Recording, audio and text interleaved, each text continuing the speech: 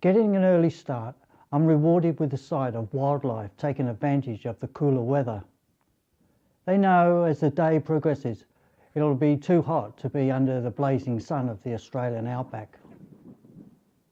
I stop the car to have a better look at a few grey kangaroos, and a staring match begins. Eventually they decide that distance is best for their own safety.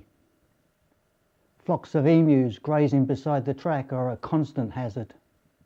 They are unpredictable, flightless birds and can cross the road in front of you without warning. It always seems to be a good year for the rabbits. If you're lucky, you may enter the territory of a fox and another staring match will begin. To see goats standing on their hind legs reaching for the new leaves on top of the ever-suffering small trees is a sight not welcomed. My mind starts out alert and ready for changes in the condition of the track. Any slight colour difference will warn me of a washout or a bull dust camouflage pothole.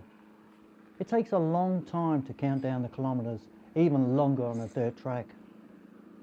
Now, only small willy-willies scatter loose sand across the surrounding plains, but to the north, dark storm clouds wait on the horizon. If the heavens open up on this landscape of saltbush and stunted gum trees, my journey will be made even more difficult. As the day heats up, animal life becomes rare, and only occasionally do you see what lives in this unforgiving landscape, and then it's usually from a distance.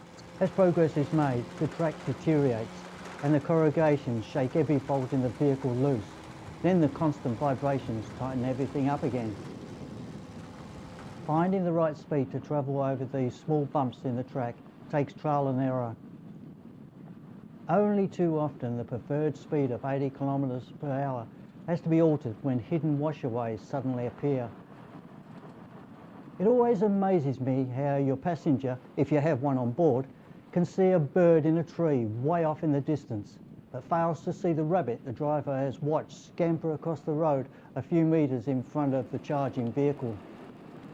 Such is the concentration the driver experiences. After a while you become mesmerised to that area a few metres in front of the car. But with many hours on the road also comes lapses in concentration.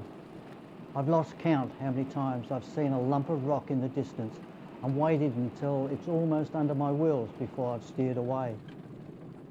I pass dips in the track where dry creeks cross the flat landscape. These creek crossings keep you honest. No two are ever the same. Some sandy, some rocky. Others are sandy, rocky, and a few potholes thrown in for good measure. I won't even begin to describe the creek crossings that actually contain water. Who named them and why becomes my only thought, until another bad stretch of corrugations jars me back to concentrating on the track ahead. Just when you think you're the only traveller in that part of the world, a cloud of dust rises from the horizon. As it gets closer, a vehicle speeds towards you. It's somehow reassuring to realise the car came from the same destination you're heading for. Road trains in the outback are another hazard, transporting everything from huge truck tyres to sheep from cattle stations further north.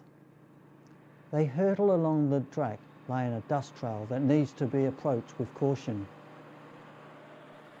Your eyes focus into the cloud, desperately looking for a vehicle. Faced with such predicaments, it's always best to stop and pull off the track and give him a wide berth. As the world around you disappears into a cocoon of choking dust that slowly swallows you like a nebula in a science fiction movie. You wait for it to clear, which can be in an instant, or if there's no wind, it just hangs around for a while. I once had an opportunity to experience one of these 18-wheelers firsthand. I was invited to travel to an isolated oil rig near Idaminka in South Australia. After a long drive, we transferred the liquid from storage into the tanker and drove back to Mumba, which is a large complex just off the Strzelecki track.